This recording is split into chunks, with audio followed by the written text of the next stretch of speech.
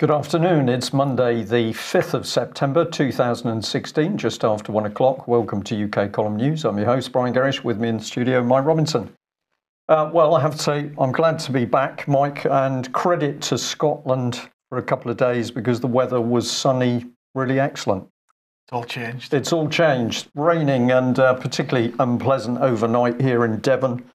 And reports at the moment across the country a bit mixed. So we've got some sunshine in London. I think Norfolk is overcast and Glasgow's now on the wet side. So sun follows the righteous, apparently. With that note, we'll move on to British politicians. It's interesting to watch, Mike, as people are discussing Brexit as being the key issue at the moment. We're starting to get a good in-depth look at the quality of Britain's politicians. So we better start with Mr. Vaz. And this was part of a headline some time ago, lubricated against failure. Well, it doesn't appear so because, of course, Mr. Vaz has now been forced to step down as chairman of the Home Affairs Select Committee. And, well, what's been going on is a little tete-a-tete with a couple of prostitutes. And it seems drugs are involved as well, as you do if you're a British politician. But this is an extremely interesting man, and what we need to remember is what sort of history he's got. So he was sacked as the Europe Minister in 2001, following claims that he helped the billionaire Indian Hinduja brothers. That was all to do with passports. But of course, he was legal officer in Islington when we had Margaret Hodge, who didn't want to get too close to what was going on in children's homes. So as leader of, sorry. So I was just going to say that probably explains why Jeremy Corbyn was giving him his support today. Yeah, it's quite remarkable, isn't it? Mr. Corbyn a little bit too close to some of these rather dubious dealings to do with children in the inner London boroughs. But as it says here, as leader of Islington Council in the 1980s and early 1990s, Margaret Hodge was accused of complacency over allegations of serious sexual abuse against children in the authorities' care homes. And the significance is that Mr. Vaz was the legal officer, so he would have known. Margaret Hodge was on Radio 4 a few weeks ago, Brian, and she was saying that the whole Islington scandal was the biggest her biggest embarrassment in her political career. And she said that, when the allegations from children were coming out about abuse in care homes and so on, she had had several meetings about it. And that was pretty much as far as it went. She had several meetings about it. And who did she meet? She met other members of the council, the police and social services. Yeah. And she says her biggest regret was that she didn't speak to any of the alleged victims. No, you don't want to talk to them. You don't want to do that. But no. of course, Keith Vaz would have been right in the heart of those meetings then. Legal officer, he would have known exactly what was going on. But she was a bit embarrassed. Don't want to talk to the victims because that could be disastrous if you're in government. So if we can just pop that one back on screen, let's add the bit here because we've got in the Independent in January 2014, and they're talking about Mr. Vaz mired in near scandals, actual scandals, watchdog scrutinies, leaks, accusations, investigation, complaints and suspension. But he's glided through it all in his elaborately polite way. And this is where the quote comes in, lubricated against failure. So this man at the heart of government, and of course this is exactly what the Tory party is about, make sure the door is kept firmly closed to protect people who are abusing children. So he says that anybody accused of sexual impropriety or playing around with children, you've got to keep that anonymous. And this is what he said, that basically reform of the police bail rules was long overdue. It was unacceptable that people could be kept on bail for months and then be told there'd be no action taken against them. And he called it the flypaper practice of arresting someone, leaking, now note this, leaking the details, then endlessly rebailing them in the vague hope that other people come forward. But what we know at the moment, of course, is that every time one of these high-profile people has been named, people have been coming out of everywhere to make accusations, with the police saying we can't cope with the number of people reporting abuse. But Mr. Vaz, good member of Parliament, let's keep a lid on it and make sure we don't get too close to the victims of that abuse. So if we can just pop this one on screen here, we've got, this was back in 2014 when they were setting up the committee for child abuse. Of course, Mr. Vaz, ideal man to chair it, don't you think, Mike? Absolutely. But one of the things he said very early on was the committee was able to meet in private session to hear from some of the victims. So certainly don't want their comments to be coming out in front of the public. So a nice little closed door session going on there. And where does that lead us? Well, we can bring in just some of the members of the panel. NAPAC in there and PACE. But essentially this is agencies brought into these closed door sessions, but never any members of the public. You don't want to see too much there. And keep it behind closed doors, nobody knows. So let's add a bit more to him, because of course The Guardian some time ago had a very good article here. Keith Vaz helped kill a 90s probe into Grenville Janner claims. Why is he silent now? Well, I think that's pretty obvious. This is Jay Rayner here saying, last week in The Observer, I described how my 1991 investigations into allegations of child sex abuse by former Leicester MP Grenville were brought to a halt by supportive statements in the Commons from MPs. Key among them was Vaz. So never mind the abuse victims. Let's make sure that we're protecting the great and good. But it took Russia Today here to say that some of the victims were actually receiving death threats after a minister published their names online. Well, who do we think that minister would have been? Well, it was the chairman himself, who mistakenly, do you think, or deliberately, we don't know, but he uploaded emails from those who'd suffered abuse. And of course, they were very scared people to have been outed publicly. And this was a comment from John Mann at the time. Keith Vaz demands anonymity for child abuse suspects, but says nothing, speaks to no one about the rights of child abuse survivors. So I think the picture is pretty clear here, Mike, that we've got government ministers, some of whom clearly are involved in the abuse of children, others, they're the place people to make sure it's covered up. But every time one of these scandals starts to hit the press, it's always Keith Vaz that's rolled out as the fixer. Well, he's very smooth, isn't he? He's very well spoken. He's a member of society. Clearly, he wouldn't do anything like be in a room with prostitutes and asking for drugs. Well, who's the other person to come out of the woodwork to offer support? None other than Peter Tatchell.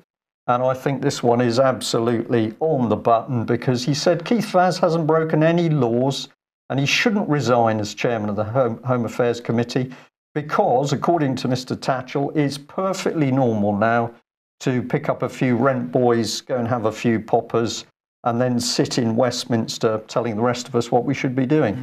Peter Tatchell, I think also a man many people have said, I never pinned down whether it was true, but he was campaigning to lower the age of consent. Oh, he absolutely was. He was. Yeah, he was, yes. So Mr. Tatchell wants to get that age of consent down, so we're blurring the boundary between adults and young people and children. But here he is coming out and supporting Keith Vaz. So we'll finish off with a little bit of a reminder on this subject. And who is going to be reporting this? Well, of course, it's going to be the BBC. And this is The Guardian pointing out that the BBC had a purge of journalists who were unhappy about reporting about Jimmy Savile. So the reporter here said that the BBC press office bridled when I described Jones and McKean as whistleblowers. And they said, well, after the Pollard review, you shouldn't recall them that. BBC thought that was a bit unkind.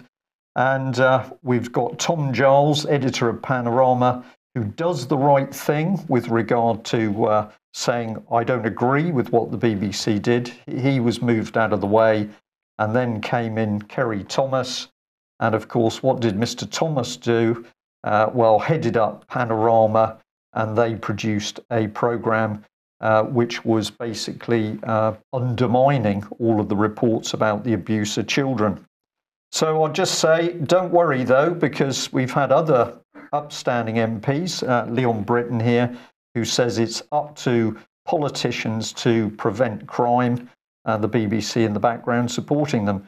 So I take it, Mike, that the government is really getting geared up to stamp down on crime. Well, before we get into that, I was just going to ask what you thought.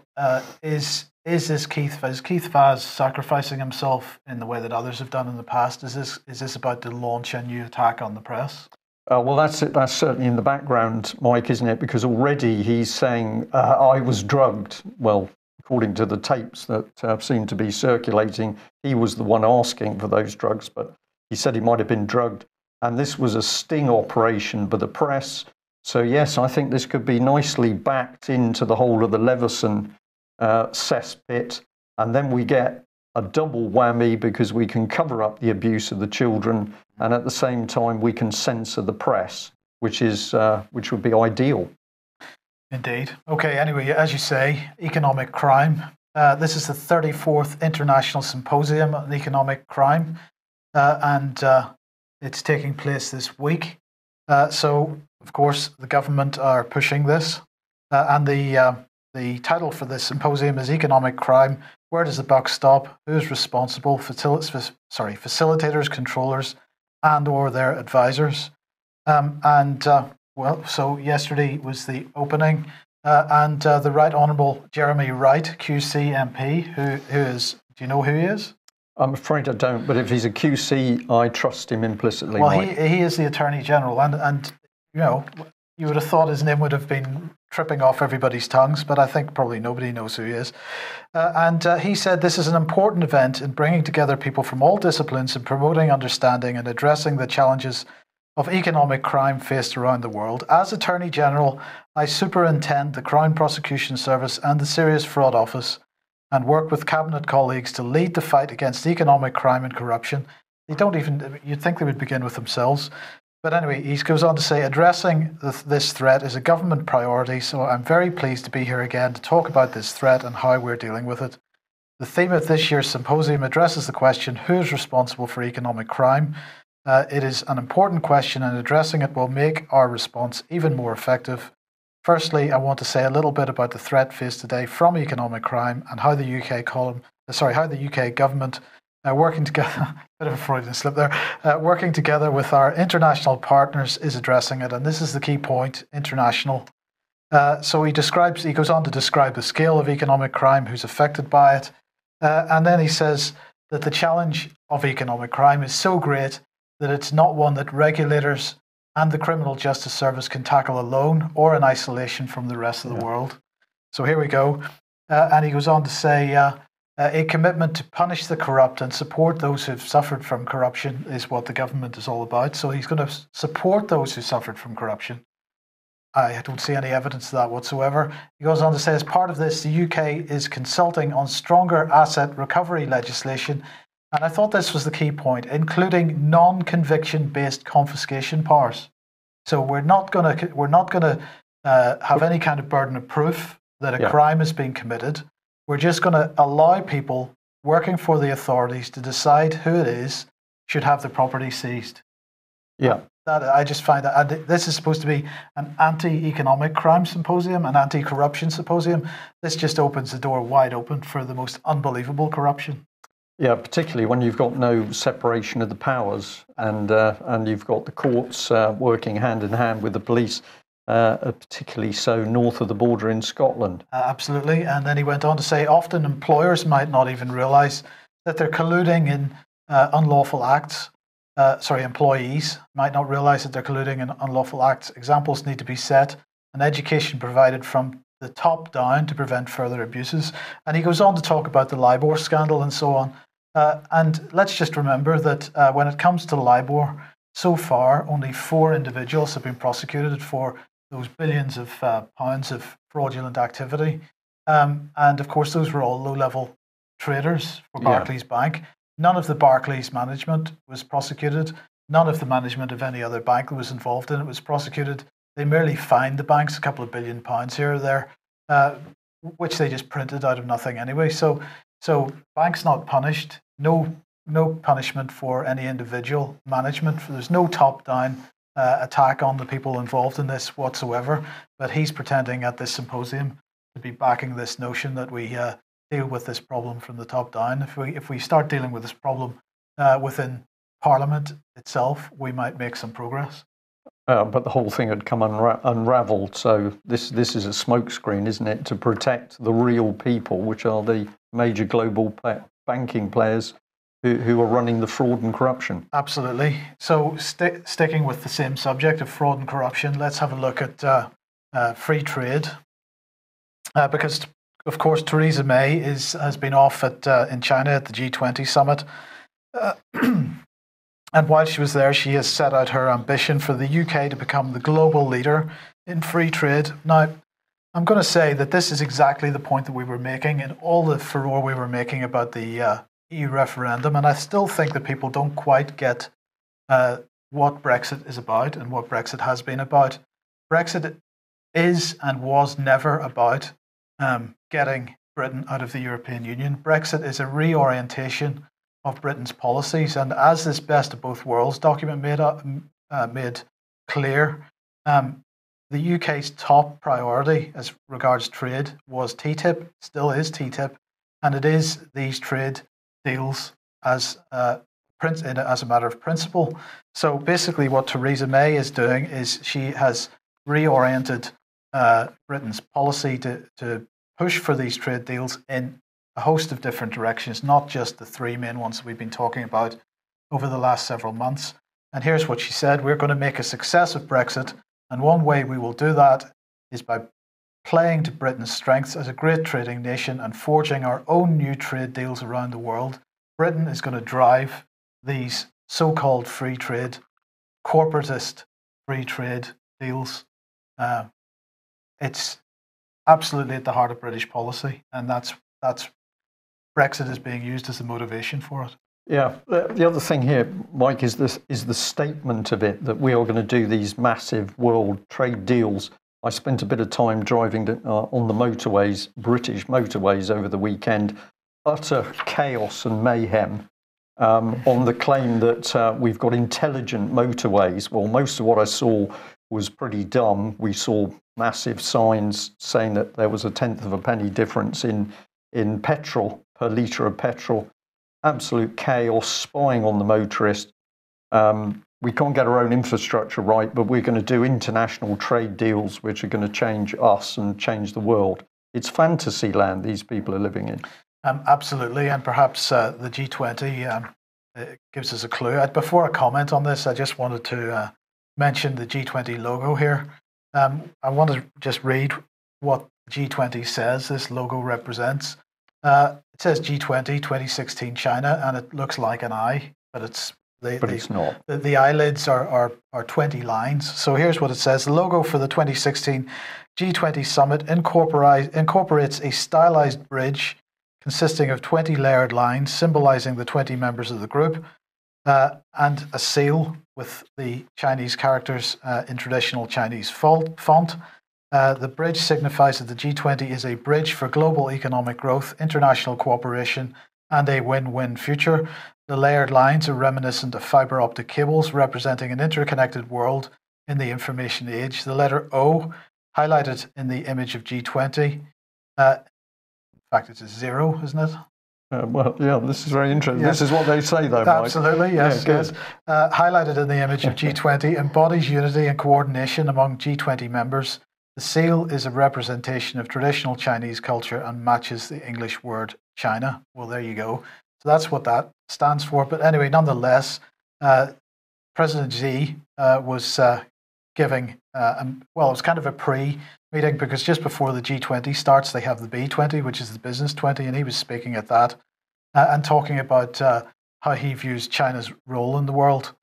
He's saying that China is blazing a new trail, here's what he says: modernizing a big country with a population of 1.3 billion is an endeavor never undertaken in the history of mankind. and this means China must pursue its own path of development. What we have done is, as a Chinese saying puts it, we're crossing the river by feeling for stones. We have deepened reform and opening up broken new ground, forged ahead and established and developed socialism with distinctive Chinese features.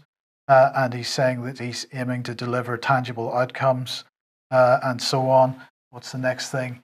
We've taken bold initiatives and lifted over 700 million people out of poverty. And this is the course that China and the world should take. For this purpose, we've introduced large-scale investment overseas. The key point is that he is delivering, despite how sort of skeptical we might be about China and China's recent history, he is delivering a relatively positive message. He's talking about building a peaceful and stable international environment. He's saying that history has proven time and again that without peace, there'll be no development, and without stability, there's no prosperity. It is important to reject the outdated Cold War mentality. And so we're getting all this positive language out of China and Russia at the moment, and we're getting nothing positive out of... Yeah, it's fascinating, isn't it? Yes. So we'll keep an eye on what's going on there. I think there's a line being drawn economically, and I want to, there's been a lot of conversation over the last year or two about whether Western financial interests are going to take over the BRICS initiative. I wonder whether it's going to be the opposite case, that the Chinese and the Russians are going to take over the IMF, the World Bank, and the various internationalist bodies. I'm not quite sure how that would end up. It will be interesting, Mike, I think, is as far as I can go on today's news. Well, one thing is for sure, that within UK at the moment, we have a total breakdown of law and order.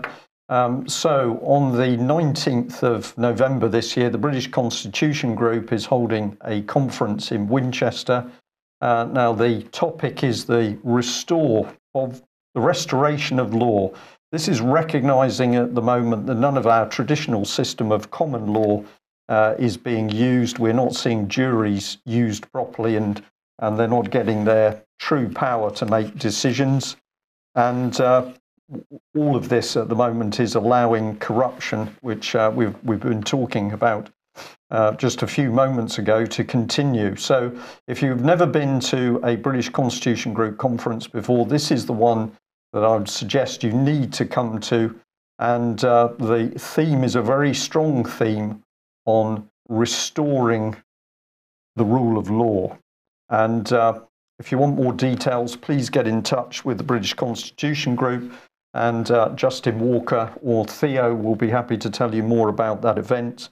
And also have a look at the history around Winchester, and you'll be able to see why Justin has selected that venue for the event. So for people who are looking at what's happening in the country and saying, well, can we do anything? We can't do anything.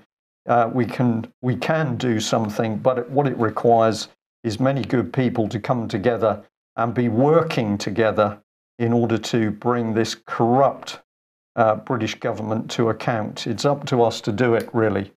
And how bad is it? Well, let's not forget that we've got Theresa May now as Prime Minister, in fact, former Home Secretary. But when she was Home Secretary, of course, she was the one appointing Eilish Angelini to lead a review of deaths in custody. Think about this with the background of Keith Vaz that we've just gone through. And of course, in Scotland, we had the cover-up of the Sheikh Bayu death, absolutely horrific. But who was the head of the legal team that Eilish Angelini was using? None other than Peter Watson, who was then later embroiled in the Heather Capital fraud. We don't know what's happened because that court case has gone very, very quiet. So Peter Watson, who was also a judge, working as a judge north of the border, he gets suspended over the Heather Capital collapse and fraud. But Eilish Angelini is the ideal person to run the campaign. And what did Theresa May? She said that Dame Eilish had all the qualities necessary to head the important review. And we said at the time, of course, she does, Theresa. We have said several times, we don't make this stuff up. We don't have to. It's just becoming obvious that we've got a group of totally dishonourable people running the country. And what does that allow them to do? It allows them to put people in prison instead of helping them. And I've been asking as many people as possible to give help to Melanie Shaw, who is back in prison in HMP Foston Hall in Uttoxeter Road, Derby. And how did she get there? Well, Theresa May put her there, is the simple answer. But what we've been pointing out is she's in solitary confinement for the public protection, apparently, Mike. But somebody's come out with some words of wisdom. In the Irish Times, the Northern Ireland Prison Ombudsman says that time in isolation is very bad for the mind. This is what he had to say. Solitary confinement can impact on the mental health of prison inmates, especially those already affected with psychiatric difficulties. Of course, as a child sex abuse victim, that is likely to be your situation. And yet that is exactly what they've done to Melanie Shaw. And we know this is going on with other people. Britain doesn't torture people, Brian. We don't torture people. We just disappear them, as you've seen in Argentina or Chile. So do we need that British Constitution Group conference? We certainly do. And we'll also remind people that after that very brave Metropolitan Police whistleblower spoke out about how MPs, the government, local authorities and child protection charities covered up the abuse of children in London, we've now had 38 days of silence from the former policing minister, Mike Penning, the present policing minister, Brendan Lewis, of course, total silence from Amber Rudd, Home Secretary. Don't think she was awake in that picture. And Theresa May, well, we know what she's up to. So if you're watching from overseas, you're watching Britain now governed by a political elite that are not only involved in the abuse of children, but are certainly prepared to cover it up. Nice stuff. Yes. Now, immigration. Now, of course, Theresa May has said that we're not going to run a point system for immigration. That's too complicated or something. But I just wanted to highlight this article in The Guardian because it's a comment on the killing of a Polish man last week, I think it was. I'll just read the first paragraph. It says, "Let me start with the disclaimer. We still do not know what was the motive behind the attack on a group of Polish men in Harlow over the bank holiday weekend that resulted in the death of a 40-year-old Polish man. It could be a hate crime, but not necessarily. But to many of the hundreds who gathered on Saturday to take part in a silent, emotional march through Harlow streets, one thing is clear. The problem with post-referendum racism is real." Because, Brian, overnight in this country, the day after the referendum result came out, people suddenly became racist. Yeah. So that article says they're not sure what the cause was, but they then link it to... Absolutely, and this is something that the media has been doing. So if we just put that one up again for a second, Theo, because what I just wanted to say is the Polish community, and I have very close connections with the Polish community, but the Polish community needs to waken up and smell the roses a little bit here, because there's a certain level of hypocrisy in this, because Poland absolutely is one of the only countries left in the European Union that is absolutely against any notion of immigration. They will not allow it under in any way, shape or form. Poles don't want it. This is the Guardian themselves from last year, I think. Poles don't want immigrants. They don't understand them, don't like them. This is another Guardian article, Poles apart. Gdansk, divided as a city, grapples with immigration and identity. This is Politico. Poland slams door on refugees. And this is a Polish news website talking about a march of 70,000 people last year on the streets to prevent immigration. So Poland itself, totally anti-immigrant. So there is a certain hypocrisy in any shouts of racism on behalf of the British here. But the Guardian article, my main point here is that Guardian article is a piece of sheer propaganda, because nobody knows at least it's not been publicly announced, what the motivation for that attack was. And we know, and I know personally, that that attacks on Polish people in Plymouth, which have been alleged to be racist in nature, have turned out to be nothing of the kind, and more to do with business practices of the person on the receiving end of it. So this is a pretty dangerous development within the press, and they need to wise up a little bit. And we are seeing British press now just becoming overt in propaganda in order to help a government objective. So the nation has voted to come out. What are the press doing? Government propaganda to help that Brexit lock-in. Yeah. Pretty obvious. Yes. And okay, still everything is Brexit these days. So here's another one, this time from the Financial Times. This is a bit of financial news. Big Bang 2. After Brexit, what's next for the City of London? And it begins by saying, one chilly morning in the mid-1970s, David Mayhew was tramping the streets of the City of London. His mission to head off a stock market crash. The Bank of England had asked Mayhew, a dealing partner at Casanova, and a few other city brokers, to support it in a clandestine operation. In today's terms, it would be completely illegal. Well, this is complete nonsense because it's still happening on a daily basis. And it's still illegal. Well, indeed. But then the financial world never worries too much about that. The article goes on to say Brexit may mean a reverse in the Big Bang from the UK's relationship with Europe. And that's according to Pierre-Henri Flamand, who's a senior portfolio manager at GLG Partners. But it could mean Big Bang 2 for its relationship with the rest of the world. So what they're really saying is that they're hoping that we're going to see a similar effect.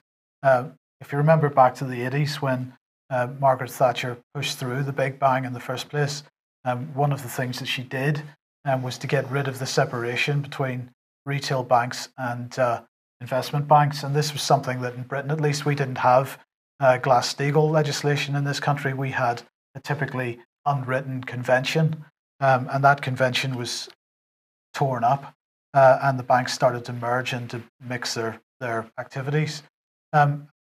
That released the Big Bang and the bringing in of computers and technology into the financial world, and that really gave the City of London the massive boost that it's seen in the last 20 or 30 years.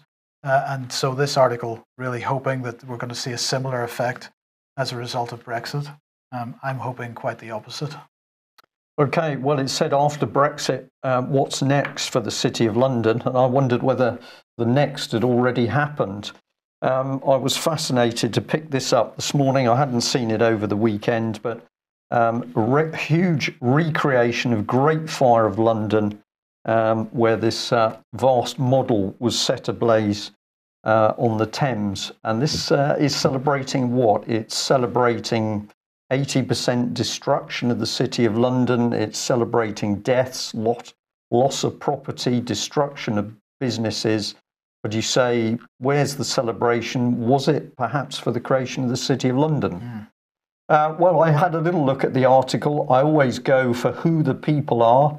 And what you come up with pretty quickly is that Artichoke, that helped set up the London event, are linked into the American Burning Man organisation. This is an annual event where things are burnt out in the American desert.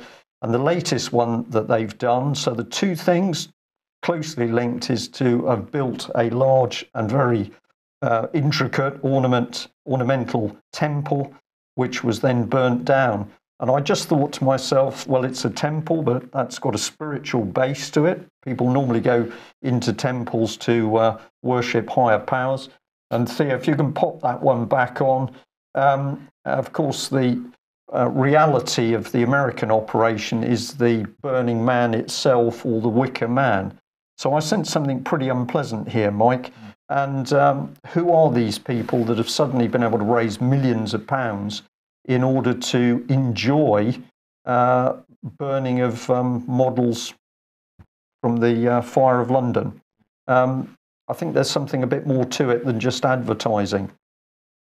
Now, let's move on to what's happening in the world around military affairs. And we have this astonishing situation where ships that were built for the Russians, the Mistral class amphibious support ships, have now been passed over to Egypt. So the first one's just been handed over, and the Egyptians are saying we now have advanced capabilities in confronting terrorism within our borders and on our shores. So you don't have ships like this anymore to fight wars. All of the military around the world now are simply there to fight terrorism, apparently. But I thought it was quite interesting. Now, credit to the Russians, because they were a bit upset with the French. Russians been putting some pretty attractive women into our society in order to pick up those naughty British politicians. We got two on the right, Brooks Newmark and Chris Bryant, both fully exposed. And this was the article where the MOD was warning senior officials before postings to Russia or China. Was that people going to China in order to set up our nuclear infrastructure? They were worried? Don't know. They might have their clothes off? I don't know. So anyway, the Russians a bit upset about their ships going to Egypt after they'd paid the French for them. I think they have got some money back. But we just like to remind people, of course, that while the Egyptians are getting some modern ships, the Royal Navy, which is worried about the rise of Russian military power, is going to get rid of the fleet flagship, scrapped after a refit. So it's all common sense defence policy that I can see. Well, maybe it's replacing it with this. This is the Blade Runner, and apparently the Royal Navy is going to be testing this boat at 2:30 p.m. this afternoon between Tower Bridge and London Bridge. HMS Archer is going to be on hand, I guess, to control it. This appears to be a remotely controlled autonomous. Well, it's not autonomous because it's remotely controlled, but it is a drone of a type. And I just thought it was quite amusing. They were finally apparently catching up with Iran, because Iran managed to get one of these Blade Runner fast boats. I think this was 2010 or so, and they basically duplicated it. So we're catching up with them. So Iran, of course, is on the nasty country list, but they happen to have got British technology, built something pretty spectacular out of it, and now we're catching up. But don't worry, Mike, because it'll probably be sold off in a couple of months. Well, in fairness, theirs wasn't remotely controlled, but if you just stick that up again, if you want to go and see that, get onto the Thames between Tower Bridge and London Bridge in about 45 minutes, and you should catch a glimpse. Of course, it may catch fire, in which case they can celebrate that along with the Great Fire of London. Well, I'm not sure that the Thames water is warm enough. If you're worried about terrorism, the truth is coming out, because there's a very nasty man, a Tajik gentleman, called Murad Kalimov, who was fully trained in all things nasty, sniping, counter-terrorism ops. American Blackwater Company was part of the organisation training him, and he's now decided to hop across and has been named as the chief military commander for ISIS, better known as Daesh. So we've got the Americans putting a lot of effort into training this man, but they've decided that he's now gone slightly rogue, so they've come up with a $3 million reward in order to catch the terrorists who they trained in the first place. Yes. So there we are. Now, to leave you on a hopeful note for the UK and other Western nations, this is the one. Apparently, Facebook is offering 50 ways to define your gender. And if you like to read the Huffington Post lifestyle article about a person, I do not know what sex they are. I only know them as C.N. Lewis, a musician.